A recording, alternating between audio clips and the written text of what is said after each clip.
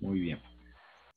Bueno, en el día de hoy, pues vamos a trabajar sobre la fase de implementación, a revisar un poco cómo va ese trabajo sobre el proceso de conversión del diseño que ustedes están realizando a la plataforma LMS que hayan seleccionado.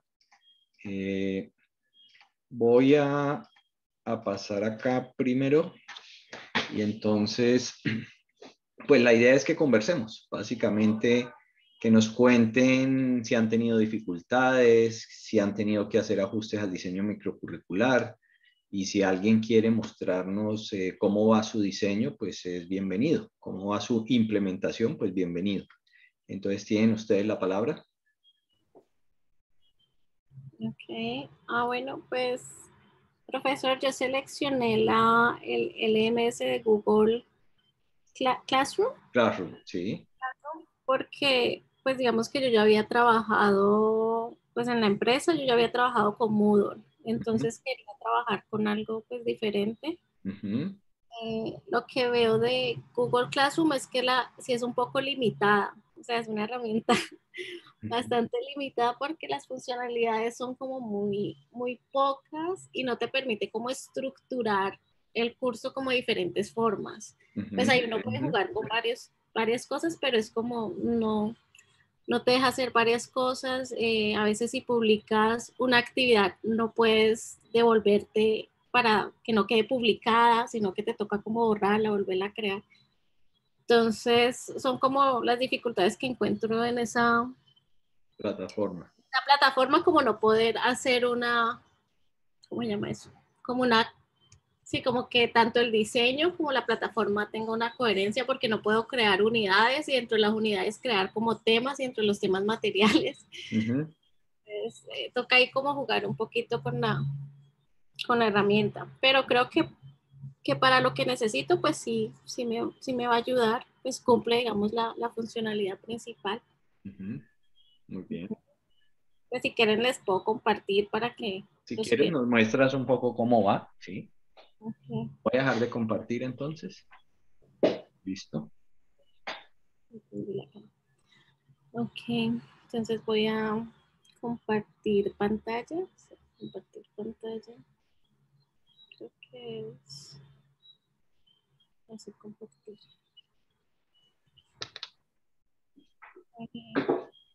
Pueden ver la pantalla, un desorden. Ujú. Ahora sí. Bueno, entonces la herramienta lo que nos dice es hay una parte que se llama el tablón, entonces aquí uno puede empezar como a publicar información del curso. Es Sí. un tablero, es como una Ujú. forma donde se mantiene como una comunicación con los estudiantes. Aquí uno puede configurar para que los estudiantes ay, un segundo, puedan como poder, como poder publicar y comentar. Ujú. Que solo puedan comentar y que puedan publicar, o que solo lo haga el profesor. Yo lo dejé que los alumnos puedan publicar y comentar porque Ujú. pues va a ser el espacio de comunicación, entonces pues eso es como no importa lo que escriban y uno igual puede monitorear los mensajes, entonces creo que es para Ujú. dar un poquito más de libertad. Sí. Luego tenemos la pestaña que se llama trabajo en clase y aquí yo estoy jugando un poquito lo que Ujú. les mencionaba. Él tiene una cosa que se llama crear. Entonces aquí uno puede crear las tareas con cuestionarios, pregunta, material, reutilización y temas. Ujú.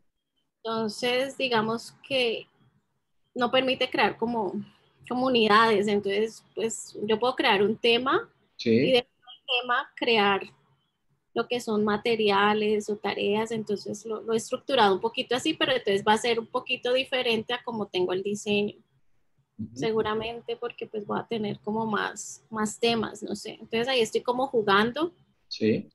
Eh, Otra opción es hacerlo por semana, que los Ujú. temas sean semana uno, semana 2, semana 3. Entonces, Ujú. ahí estoy como mirando cuál opción me queda mejor. Ujú. Eso a nivel de estructura. Luego aquí en personas uno puede adicionar pues los estudiantes, si uno quiere que otro profesor colabore, pues es muy fácil, digamos que es muy fácil. Y el tema de calificaciones, pues la verdad todavía no lo he explorado mucho, pero para mí creo que es una herramienta muy, pues, relativamente sencilla de usar. No, no tiene como gran complejidad. Ujú, ujú. Eso es. Ok, muy bien, muy bien. ¿Preguntas para Ana María? ¿Recomendaciones de alguien que ya haya trabajado con la plataforma, que le pueda dar alguna recomendación o que quiera hacerle alguna pregunta porque está pensando trabajar con esta misma plataforma?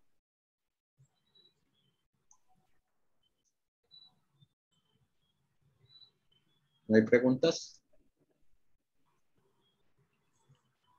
Bueno, aquí ellos tienen una cosa que es en tareas, que uno puede crear una rúbrica. Sí, ok, eso te iba a decir. O sea, las rúbricas de valoración se hacen por la ficha de tarea o por la actividad tarea, ¿sí? Entonces, Sí, ahí es importante subir las rúbricas de valoración que ustedes hacen de acuerdo con los criterios definidos. sí, sino que aquí no sé por qué no me habilita. Bueno, Ah, porque primero tienes que crearla, tienes que ponerle un título, tienes que hacer, porque si no, entonces no te va a dejar, ¿sí? okay. O sea, ya viste que ya te la dejó, Sí, sí, ya me la creo aquí. ya te la creó y ya podrías editarla y podrías, ¿sí? Crear la rúbrica. Si le das más, ahí ya te deja crear la rúbrica. Ah, listo. Sí, entonces sí, ya me ¿Sí? parece que es una herramienta bastante, pues amigable, por decirlo Ujú, así, muy amigable ujú, y sencilla de utilizar. ujú, ujú, ujú. Pues tiene sus limitaciones, como dije anteriormente. Sí, ok. Si uno tiene un curso más estructurado, pues puede que sea un poquito más complejo llevar. Sí, a ver, los MLS hay distintas configuraciones o intenciones.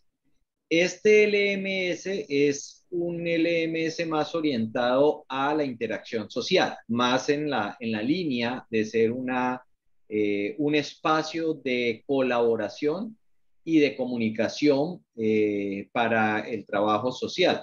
Por eso entonces la organización es bastante limitada en cuanto a los recursos que uno puede utilizar, en cuanto al control que el profesor puede hacer, porque se asume que es una herramienta que lo que va a permitir es ir dejando consignado lo que vamos trabajando en términos de la comunicación profesor-estudiante, estudiante-estudiante, estudiante-profesor. Y por eso, pues el elemento central es el tablón. Es decir, a partir de allí es como si uno estuviera construyendo un blog. Si ustedes miran la estructura, es tipo blog, ¿cierto? Porque siempre va quedando lo que uno va publicando queda arriba y lo otro va bajando. ¿Sí? Sí, Entonces, incluso si uno quisiera poner en el tablón su curso, lo tiene que poner en sentido inverso. Es decir, el anuncio de la presentación de bienvenidos al curso es lo último que uno tendría que escribir, aunque él permite reorganizar, ¿no? Él permite volver a darle orden, pero en ese sentido, el tablón es el espacio tipo blog donde el profesor y los estudiantes se van comunicando dependiendo, como nos mostraba Ana María ahora, de si yo activo o no activo la posibilidad que el estudiante también escribe en el tablón, también publique cosas en el tablón. Si el profesor se reserva el espacio para publicar en el tablón, entonces lo estaría haciendo como un mecanismo de publicación unidireccional del profesor hacia los estudiantes, no más. Y ahí lo que hay que tener cuidado con el tablón es que él funciona como un blog, o sea, como un blog. Lo primero que va, lo que queda visible es lo último que yo publique. Entonces, cada que yo vaya publicando, pues él me va escondiendo lo otro. En ese sentido, entonces, ¿qué es lo que hace el profesor? Lo que hace el profesor es que tiene su planificación y lo que hace es que publica para cada clase o para cada semana lo que quiere que los estudiantes vean. ¿Por qué? Porque tan pronto el estudiante entra a mirar el recurso en el LMS, lo primero que él ve es lo que está ahí en el tablón de anuncios. O sea, es el primer anuncio que él ve. Entonces dice, esta semana que inició tal día, entonces vamos a trabajar en estas cosas. Yo lo puedo manejar de esa forma, pero eso genera para el profesor la inquietud de no puedo precargar todo el curso, sino que lo tendría que ir haciendo de a poquitos. Entonces, la otra opción, que es la que Ana María nos estaba mostrando, es decir, bueno, voy a usar el tablón solo para hacer anuncios. Y todo lo hago es a través de la configuración de lo que quiero mostrarle al estudiante en el trabajo de la clase. Pero volvemos a lo mismo, también allí qué tanto le publico y qué tanto no le publico y cómo le escondo las cosas, no es tan intuitivo, no es tan sencillo esconderle cosas a los estudiantes. Ustedes han visto, por ejemplo, cuando han trabajado en este curso, no sé cómo lo habrán hecho los otros profesores, a través de la plataforma de Canva, que el curso que hemos estado siguiendo, diseño curricular, no estaba totalmente visible. O sea, íbamos y voy activando semana a semana, ¿cierto? O sea, voy activando semana a semana y las tareas se van activando semana a semana.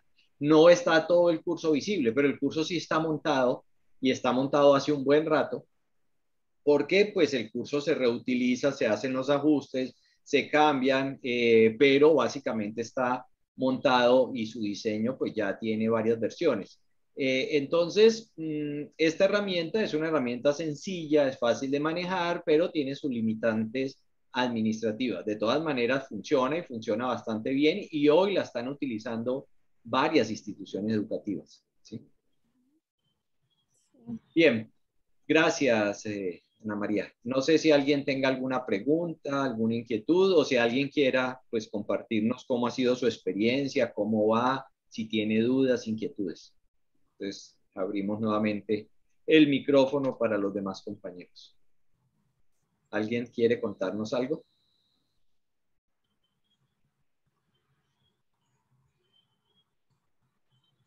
¿No? Hoy están bastante... ¿Profe? ¿Ahí me escuchan de pronto? Sí, ahí te escuchamos, Bárbara. Un poquito bajito, pero te escuchamos. Ah, sí.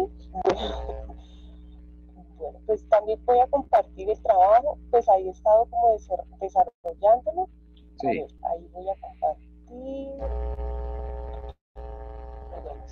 También lo trabajé en la misma plataforma de Milano. Aquí creo que ya lo pueden ver, ¿sí? Sí, ya lo estamos viendo. Estás usando también Google Bien, Classroom. perfecto. Exacto. También estoy usando la misma plataforma y pues ahí básicamente coloqué el título, que sé que se ve como un poquito aquí larguito. Y bueno, ahí ya empecé como en el tablón a estructurar lo que, a ver si me, aquí, a ver si me ubico aquí. Las unidades, los objetivos, las competencias de ingreso, la descripción general del curso, sino que sé que se puede reordenar, intenté, pero entonces la descripción del curso me quedó como abajo. Sí, pero es por lo que ya te explicaba, porque él funciona como blog, o sea, va poniendo abajo La, las publicaciones, las primeras publicaciones. exacto, sí. Entonces lo que uno va actualizando sí queda como la parte superior, ¿no? Acá arriba. Entonces, pues tengo entendido, si los estudiantes entraran aquí, bueno, aquí, pues la verdad apenas me estoy como familiarizando bien con la plataforma, nunca la había usado y pues chéverísimo poder aprenderla. Entonces, cuando voy a editar, aquí tengo estructurado como lo que se tiene planteado como los objetivos específicos de la unidad, los recursos, las actividades de estudio, ¿sí? Lo que se va a hacer dentro de la actividad previa, durante la clase, la actividad después de la clase, los mecanismos y los criterios. Yo veía que Ana tenía ahí como, estaba como usando aquí tareas, no recuerdo bien claramente el botoncito, el icono, que mostraba como para incluir tarea, comentario, ¿cómo era? Sí, pero ella no lo hace en el tablón porque es que el problema del tablón es que el tablón te funciona como un blog. Ella está usando el otro espacio que llama trabajo de clase, porque allá te permite y es más sencillo allí. Allí es donde tú configuras más fácilmente, ahí sí puedes crear una tarea. Le das crear y ahí él te permite crear, mira, te permite crear una tarea, una pregunta, un cuestionario, te permite referenciar un material, te permite crear el concepto tema, que es donde uno va configurando, uno dice, lo primero que abro es un tema, que es la semana, por ejemplo, o la unidad. Entonces uno puede poner unidad tal y ese es un tema. Entonces, dentro de ese tema, ya yo puedo meter más recursos. Ese es el concepto que él maneja. ¿Sí ves que ya te pone acá? Claro. ¿Sí? sí, porque tenía como esa inquietud, porque yo Claro, decía, claro, bueno, pero ¿será que entonces, entrar al estudiante? sí.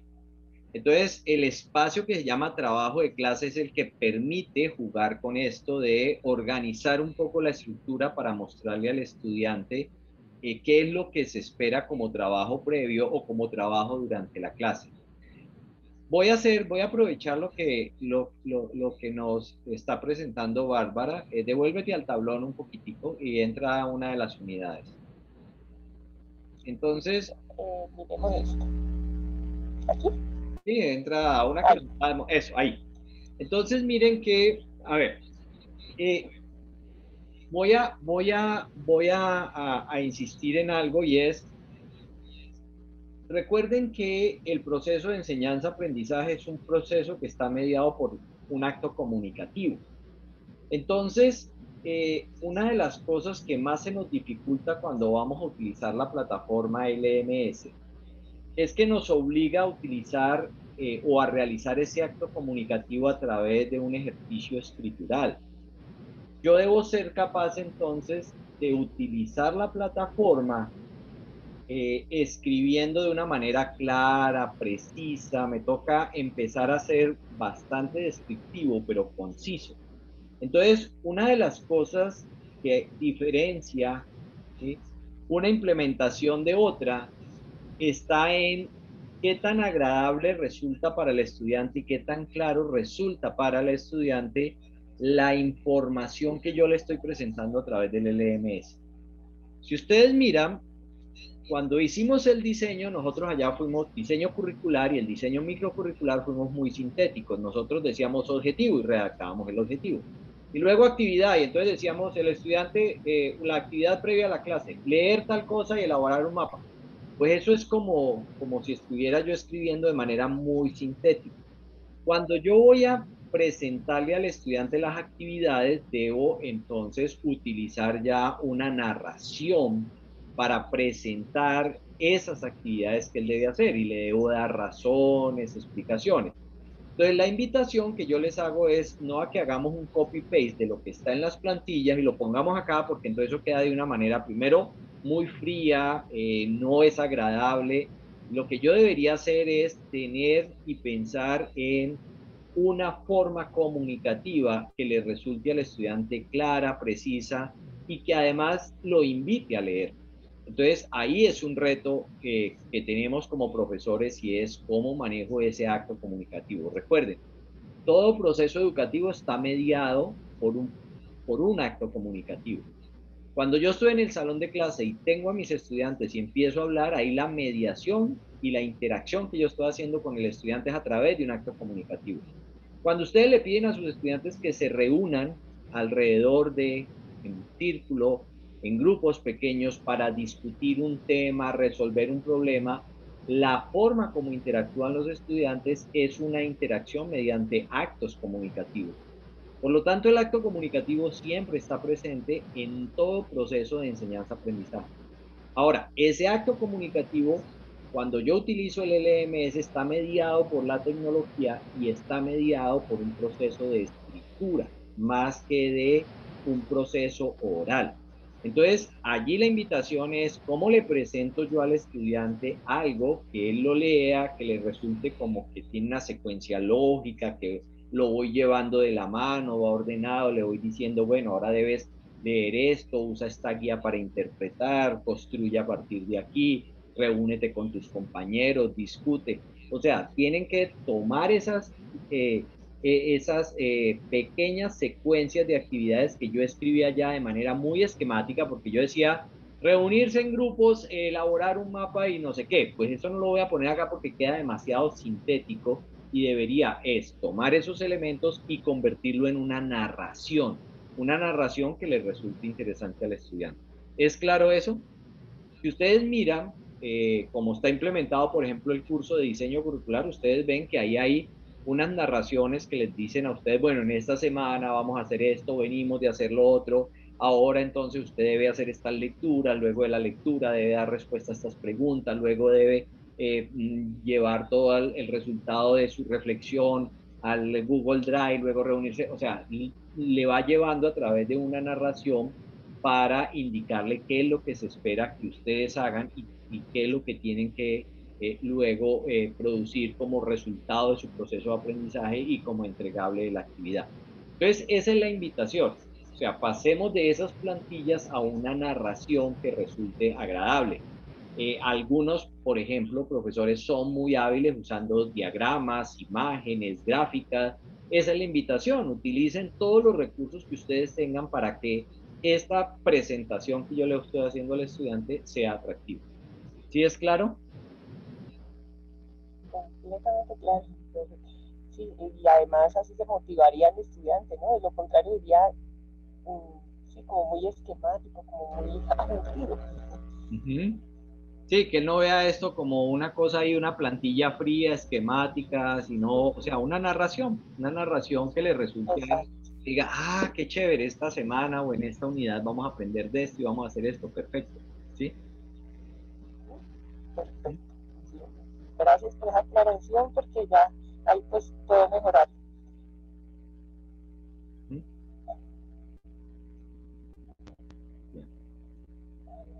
No tengo la cámara. Si quieres, dejas de compartir. Listo. Bien, gracias. Bien, ¿alguien más? ¿Alguien más? ¿Alguien nos comparte? ¿Nadie más? Bueno, voy a insistir, voy entonces a compartirles mi pantalla. Un poco me devuelvo acá. Entonces, básicamente voy a tomarme unos minutos para que volvamos a pensar qué es realmente un LMS, qué es eso de los LMS, de dónde surgen, cuáles, qué es lo que están aportando al proceso de enseñanza-aprendizaje. Recordemos que los MLS, pues básicamente lo que dicen es que son un sistema de gestión del aprendizaje.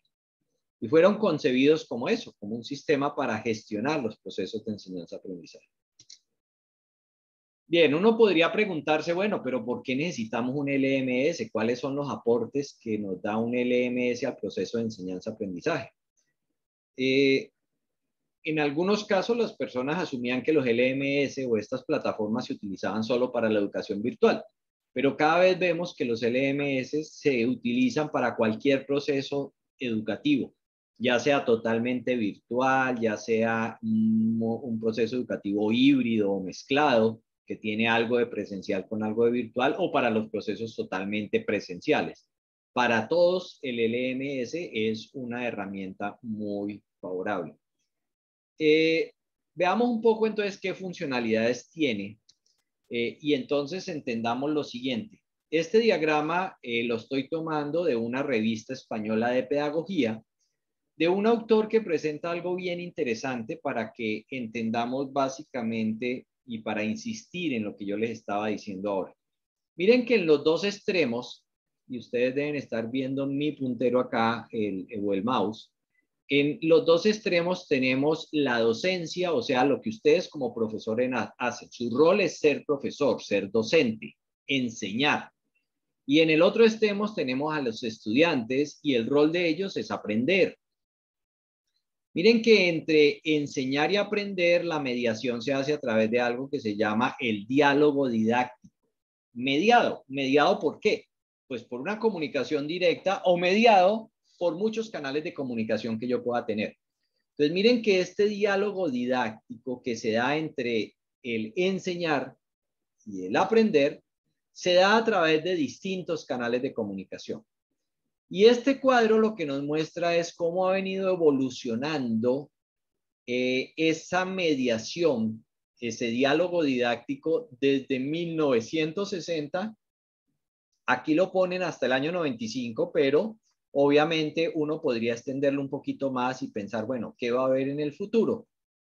Pero entendámoslo en este periodo que es muy cercano pues a lo que hoy estamos viviendo.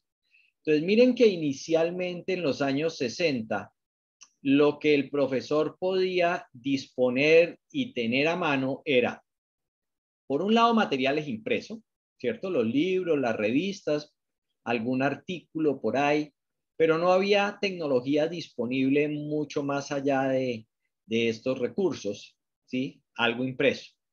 Y tenía disponible pues su presencia, o sea, él estaba en el salón de clase con sus estudiantes, tenía teléfono y fax, aunque pues uno podría decir, bueno, por esta época aparece la radio, la televisión. Sí, la radio existía. De hecho, la Open University, por allá en 1902, 1910, empezó un tema de educación por radio, ¿sí?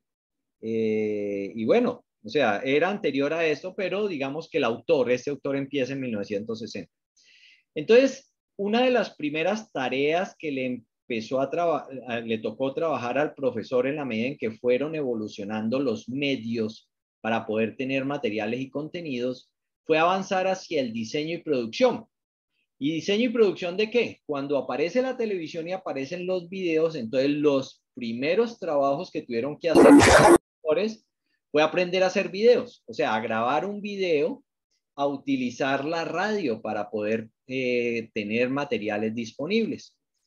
Y por el otro lado, pues entonces el canal de comunicación o la interacción que el profesor utilizaba en su medio didáctico, en su diálogo didáctico, pues era fundamentalmente la presencia, aunque ya desde esta época existía el aprendizaje por correspondencia.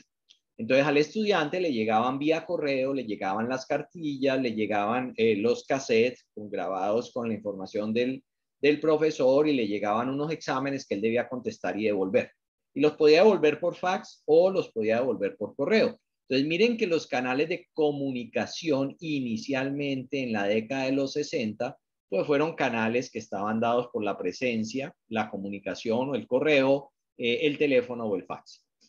Pero a medida que fue evolucionando las tecnologías de información y fueron evolucionando los dispositivos electrónicos, entonces aparecieron los DVDs, los videodiscos, los CD-ROM y otros dispositivos para poder que estos videos que se estaban elaborando aquí y estos materiales se pudieran grabar en medio digital. Entonces aparecen los medios digitales y en ese momento pues ya había un recurso que hacía mucho más potente la presentación de materiales. De todas maneras, la mediación didáctica pues seguía siendo muy restringida a canales de comunicaciones que ya en la década de los 80 empezaron a aparecer como comunicaciones satelitales. De hecho, entonces empezaron a tenerse educación a distancia mediada satelitalmente. Entonces, uno podía ir a estudiar a un sitio en donde en ese sitio tenía una comunicación satelital y uno podía recibir una clase que estaba dictada desde la institución X en tal país y uno la podía recibir en el otro país porque había una conexión satelital y entonces el canal de comunicación que utilizaba el docente para la mediación didáctica con sus estudiantes podía ser una comunicación satelital. Claro, eso era una cosa muy restringida porque no muchas instituciones podían conectarse satelitalmente. Luego entonces viene el gran invento, llega el gran invento a comienzos de la década del 90, llega comercialmente la Internet, ¿cierto? Porque ya había comunicación por redes, pero eran restringidas al ARPANET, que es el precursor del Internet. Pues ARPANET ya existía desde mediados de la década de los 80, pero estaba restringida a las comunicaciones del ejército. Luego entonces cuando se libera la Internet y aparece los navegadores, el www, ¿sí? Entonces ya cambió radicalmente la posibilidad de tener canales de comunicación distintos. Es así entonces como a través del Internet empieza ahora a crearse y se crea un espacio y ya ahora los materiales yo los puedo poner disponibles en un sitio web, en una página web. Y entonces empiezan a aparecer los portales, las páginas, los recursos para poder manejar la multimedia y la hipermedia ya en el www, que es la web. En ese momento, entonces, cuando aparece el Internet, se abrieron una serie de canales de comunicación que los maestros no teníamos disponibles. Entonces, el primer canal de comunicación que se abrió fue el correo electrónico. Entonces, ya yo podía comunicarme con mis estudiantes vía correo electrónico. Pero también se empezó a trabajar con videoconferencia. Entonces, ya yo podía hacer una videoconferencia, ya no necesitaba una conexión satelital, sino que podía hacer una videoconferencia de un profesor estando en un sitio, podía tener una reunión por videoconferencia con sus estudiantes que estaban en otro sitio.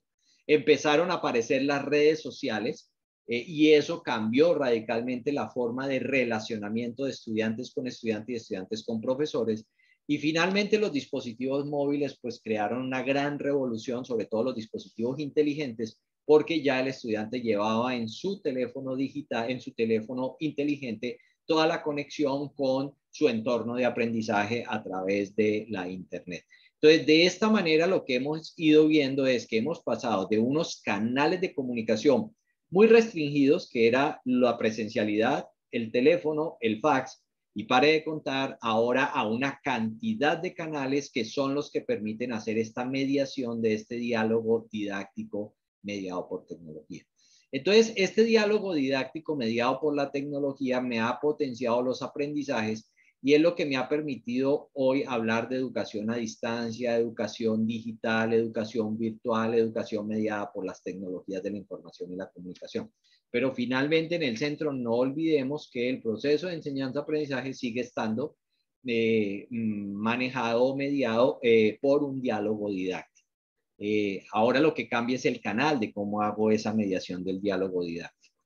Bien, entonces, ¿qué es lo que sucede? Cuando ya aparece la Internet y cambian todas estas posibilidades, pues cuando los profesores empezaron a enfrentarse a tener que manejar un mundo de recursos y muchos profesores fueron muy hábiles y empezaron a crear sus páginas web, luego tenían un correo electrónico por otro lado, luego creaban videos y entonces tuvieron que buscar un repositorio donde cargar sus videos y en fin, fueron utilizando una cantidad de recursos. La administración de todos esos recursos empezó a volverse compleja. Ahí entonces es donde nacen dos conceptos que son los CMS y los LMS. ¿Qué son estas plataformas? Simplemente son plataformas que recogieron todos estos recursos que estaban acá dispersos, los pusieron en un sitio, en un portal, de tal manera de que como profesores no tuviéramos que andar jugando y trabajando con muchos recursos, sino que yo todo lo tengo disponible en estas plataformas. Entonces, ¿qué es lo que hoy tiene normalmente un LMS? Entonces, normalmente un LMS lo que me permite es lo siguiente. Primero, él tiene una capacidad o tiene un conjunto de opciones para planificar y programar. Entonces, tiene todo lo que es la administración del curso, el registro de los estudiantes, el manejo de las agendas, la configuración de los grupos de trabajo. Tiene fundamentalmente una gestión de los contenidos. Entonces yo puedo crear y editar contenidos, yo puedo organizar, presentar, puedo tener un blog como veíamos ahora en la herramienta de Google Classroom, que básicamente ese diario que él tiene o ese tablón es un blog. Entonces lo que pasa es que funciona de esa manera. O sea, yo puedo publicar allí todos mis anuncios como si fuera un tablón de anuncios. Tengo control de publicación a las páginas, entonces yo puedo mirar qué le publico y qué no le publico a los estudiantes, porque yo puedo tener configurado todo el micrositio de aprendizaje con una cantidad de recursos y yo tengo la posibilidad de decir, estos sí los puede ver el estudiante, estos no, estos se los activo en esta semana, luego se los desactivo. Bueno, no todas las plataformas LMS lo dejan hacer, pero la mayoría de ellas dejan hacer esto. Yo puedo sindicar contenidos, o sea, puedo resaltar contenidos, hacerlos más visibles en un momento dado. Supongamos que en esta semana quiero que enfoquen en solo estos contenidos, entonces algunas herramientas permiten que eso es lo primero que el estudiante ve cuando se conecta. Bueno, y finalmente pues tiene un control de estándares de e-learning, si yo así lo quiero, algunas herramientas. Tiene toda la parte comunicativa. Entonces, miren que ya tenemos la parte de contenidos. Me devuelvo un poquito acá, un momento. Acá. Entonces, tiene todo el manejo de los contenidos y entonces la plataforma me permite hoy administrar muy bien estos contenidos. Pero tiene ahora toda la parte de comunicación, ¿sí? Entonces, en la parte de comunicación, lo que está haciendo es manejándome los canales de comunicación. Entonces, me tiene lo siguiente. Tiene foros para poder interactuar de manera asincrónica con mis estudiantes. Tiene videoconferencias, algunos tienen, no todos tienen videoconferencia, tienen videoconferencia para una conexión sincrónica con mis estudiantes, o sea, lo que estamos haciendo hoy aquí. Tienen la pizarra electrónica para que el estudiante, cuando está en esa reunión sincrónica con los estudiantes, pueda escribir como lo hace en un tablero normalmente. Tiene el chat para una comunicación asíncrona, una comunicación cuando estamos aquí conectados. Miren que podemos tener un chat para comunicarnos todo el tiempo. Y tengo toda la parte de novedades que hace parte de este blog o tablón de anuncios. Pero además, algunas de las plataformas LMS ya empiezan a tener actividades de aprendizaje acordes con un conjunto de didácticas constructivistas o cognitivistas. Entonces, algunas, por ejemplo, tienen la posibilidad de tener wikis o tener en línea trabajo colaborativo o tener, bueno, en esto es donde menos han avanzado, pero están avanzando en incorporar la construcción de actividades de aprendizaje en línea. Tiene seguimiento. Los LMS más sofisticados le permiten al profesor saber qué está pasando con los estudiantes. Por ejemplo, yo puedo, en la plataforma que tenemos nosotros, que estamos siguiendo en este curso, que es Canva, yo puedo saber cuándo fue la última vez que ustedes entraron a consultar algo o hacer algo. Yo puedo saber cuánto tiempo han estado conectándose. O sea, la herramienta me da toda esa estadística y me da toda esa información para hacer seguimiento a los estudiantes. Pues me da avisos de actualización de las páginas. Normalmente la herramienta me avisa a mí vía el correo electrónico, me anuncia y me dice tales páginas fueron actualizadas en tal momento, tal página se activó, tal página se desactivó. O sea, me mantiene informado de qué es lo que está pasando con el curso.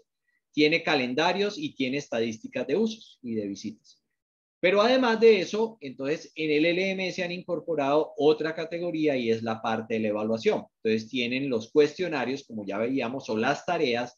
Tiene la autoevaluación. En el caso de Canvas tiene la evaluación entre pares. Ustedes han estado jugando con la evaluación entre pares. Tiene la posibilidad de presentación de exámenes a través de formularios, quizzes, preguntas falso, verdadero, preguntas abiertas, se puede hacer examen. Tiene calificación automática o manual. Los quizzes se pueden calificar de manera automática, sobre todo los que son con respuestas de selección múltiple o verdadero o falso. La plataforma me ayuda a calificar automáticamente. Entonces, ¿qué es lo que es un LMS? Si ustedes ven, es simplemente la incorporación de una cantidad de funcionalidades para la gestión del proceso de enseñanza-aprendizaje. Y como profesores, nosotros decidimos qué usamos y qué no usamos. También, dependiendo de si la plataforma es gratuita o es de pago, pues las plataformas gratuitas tienen más limitaciones o tienen menos de estas opciones.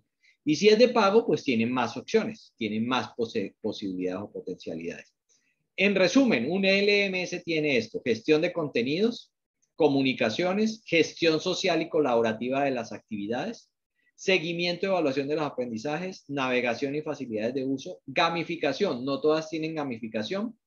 Hoy las más avanzadas tienen la posibilidad de entregar pequeños reconocimientos por logro de competencias. Entonces yo puedo dar, si el estudiante logró hacer ciertas cosas, pues yo luego le puedo dar una certificación y decir, los estudiantes al terminar el curso lograron demostrar que tienen competencias para diseñar currículos, para implementar en LMS, para escribir de determinada manera.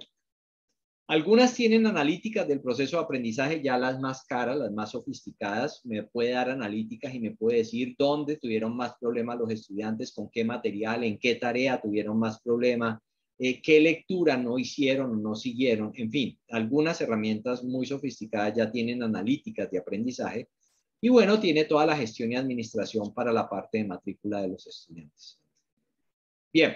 ¿Cuál es el problema de los LMS? Entonces, todo LMS, no importa cualquiera, el que ustedes escojan, normalmente nos lleva a un síndrome que siempre hemos vivido, que es el síndrome de la hoja en blanco. Cuando le dicen a uno, escriba algo y le pasan una hoja y la hoja está en blanco, uno dice, ¿por dónde empiezo a escribir? Igual pasa con un LMS.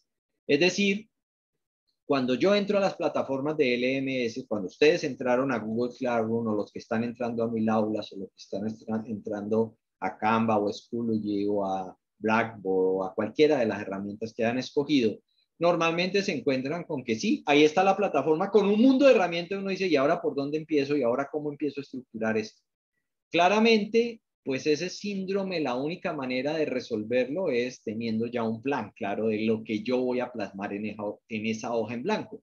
Y eso es lo que nosotros normalmente hacemos a partir del ejercicio de diseño. Por eso es la invitación a, primero hagamos el diseño y luego veamos cómo a partir de ese diseño yo hago un proceso de escritura, de comunicación, porque recordemos, o sea, quiero que se vayan con esta imagen en la cabeza.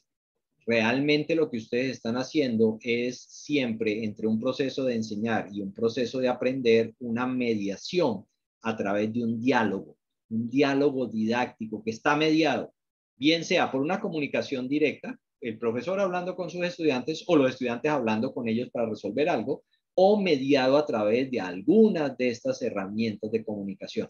Entonces, en ese diálogo tiene que haber un proceso comunicativo muy claro, muy preciso, muy directivo hacia el estudiante para que él no se me vaya a perder en el proceso. Esa es la invitación. Bien, ¿qué va a pasar entonces?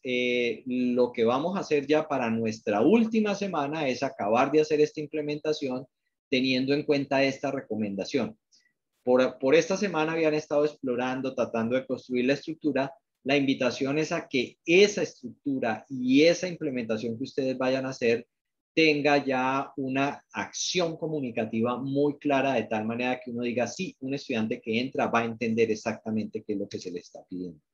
Bien, ¿cómo vamos a trabajar? Pues ustedes van a revisar y ajustar a partir de las recomendaciones de lo que vimos hoy, van a implementar ya pues las dos unidades en el LMS, van a elaborar una presentación ejecutiva y eso lo vamos a trabajar en el Drive y vamos a subir a Zoom, a la plataforma como tarea individual ya de esta semana. Vamos a subir un pequeño documento en Word que contenga la descripción del curso, un pantallazo de dónde quedó configurado, la ruta del enlace para que yo como profesor pueda entrar, la invitación al usuario que ustedes me dan para que yo como profesor pueda entrar a mirar y a revisar su implementación. Entonces, no, porque aquí pues lo único que van a hacer es entregar un documento que contiene esa especificación. De todas maneras, en la consigna de la tarea 14, ahí está descrito qué es lo que tienen que entregar como tarea, porque pues básicamente la tarea finalmente queda montado es en el LMS que ustedes escogieron. Estas son las tres plataformas que se han recomendado, pero recuerden, ustedes pueden utilizar la que quieran. Bien, preguntas, dudas, inquietudes. Sí, adelante, Iván. Buenas noches. Bueno, tengo una inquietud, profe. Usted ahora mencionaba algunas plataformas que pueden tener la gamificación. Sí. No sé si de pronto me puedan dar un ejemplo. Yo realmente, pues a mí me gustó mucho Canvas y por eso lo estoy haciendo en Canvas mi curso. Ajá. Sin embargo, el curso pues es para niños de 9, 10 años de edad.